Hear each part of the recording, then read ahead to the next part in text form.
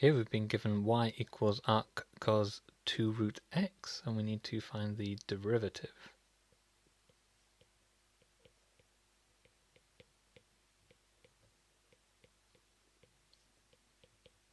To do this, I'll jump across to the formula booklet. This is the one we're looking for. So knowing this, we're going to apply the chain rule. We've got minus 1 over 1 minus x squared, so that's 4x when we square that, times by the derivative of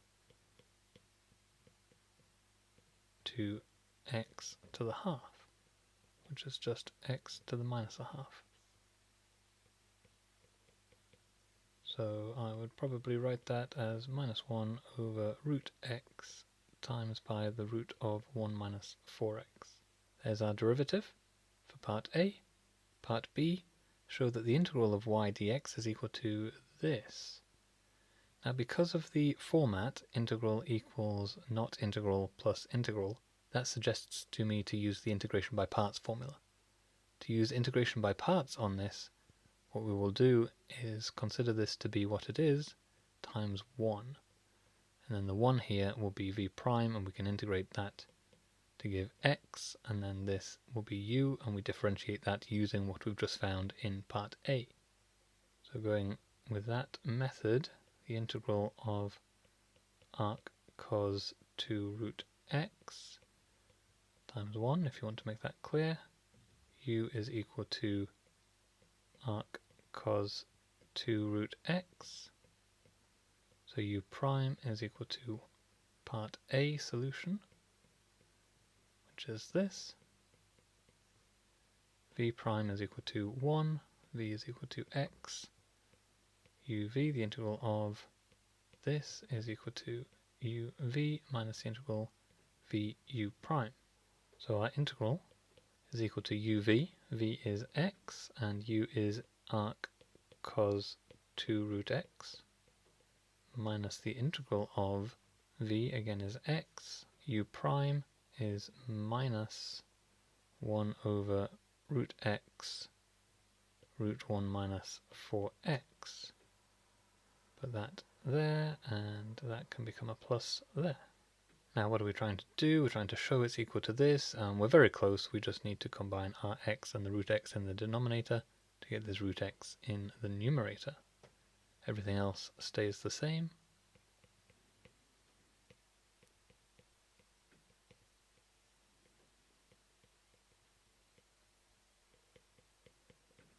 And there is our solution for part B.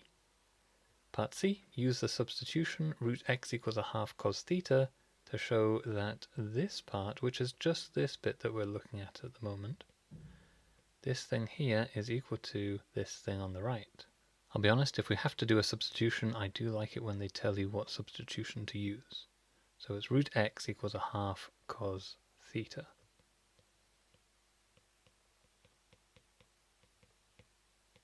We're going to need dx as well in terms of theta, so I'll square everything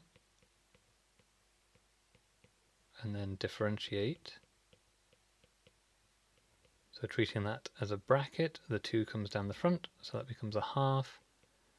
Then the power goes down by 1, and then you times by the derivative of the function, so minus sine theta. So that's minus sine theta cos theta over 2. So we know what root x is for the numerator, we know what x is to slip into this denominator here, and we know what dx is in terms of theta and d theta. So now we can go ahead and do the substitution. Root x over root 1 minus 4x dx, and we had limits on this, 0 to 1 over 8. I'll deal with those in a moment. But for now we've got root x, that's a half cos theta, divided by the square root of 1 minus 4 times x, which is a quarter cos squared theta. That's good, that'll cancel with that. And then we've got 1 minus cos squared, that's sine squared, and the square root of sine squared is sine. So I can see a lot of simplifying coming up shortly. Write that as this, and then d theta Now for the limits. Down here we've got x equals 0, and we need to know theta. So putting in x equals 0, that gives us 0 equals a half cos theta, so 0 equals cos theta, so theta is equal to pi by 2.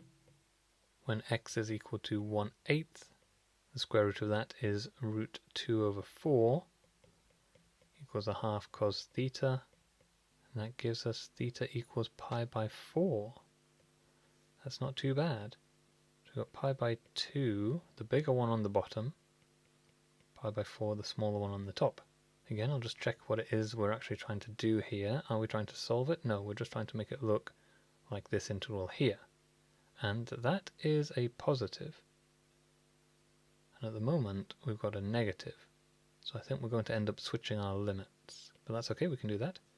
So for now, combine the halves, we get minus 1 over 4, integral from pi by 2 to pi by 4 of cos squared theta sine theta over the square root of 1 minus cos squared theta. And 1 minus cos squared theta is equal to sine squared theta. So the root of that is the root of this, and so that cancels with sine theta in the numerator. That gives us minus 1 over 4 integral pi by 2 pi by 4 cos squared theta d theta. So in order to make this positive, we need to flip our limits. So this is pi by 4, this is pi by 2 cos squared theta d theta. Now it looks like how it should, and we've got the lower limit on the bottom, a, and the bigger limit on b. Part D, hence determine the exact value of this thing here, 0 to 1 over 8 of the original function. So that is this with those two limits. And what we found in part C is just the second bit, so we need to apply those limits 0 and 1/8 onto this first section here, as well as going ahead and calculating what this is. So writing that out, part D, integral from 0, 1 over 8 of arc cos 2 root x dx is equal to x arc cos 2 root x from 0 to 1 over 8 plus 1 over 4 integral from pi by 4 to pi by 2 of cos squared theta d theta.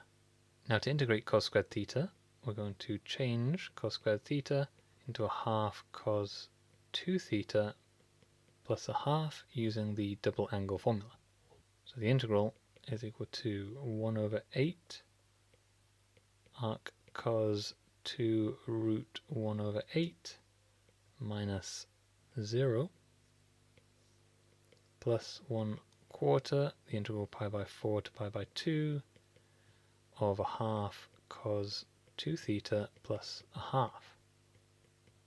The first term there is pi over 4 times 1 over 8, so that's pi over 32, plus 1/4 of sine 2 theta divided by 2, but there's already a half there, so that's 1/4 sine 2 theta, plus theta over 2 from pi by 4 to pi by 2. Working with that, sine of 2 times pi by 2 is 0, and then pi by 2 over 2, so there's our first limit, minus sine of 2 times pi by 4 is a 1, so that's 1/4, plus pi by 8. That gives me pi by 32 plus 1/4 of pi by 8 minus 1/4. Expanding that out, we get pi by 32 plus pi by 32 is pi by 16 minus 1 over 16.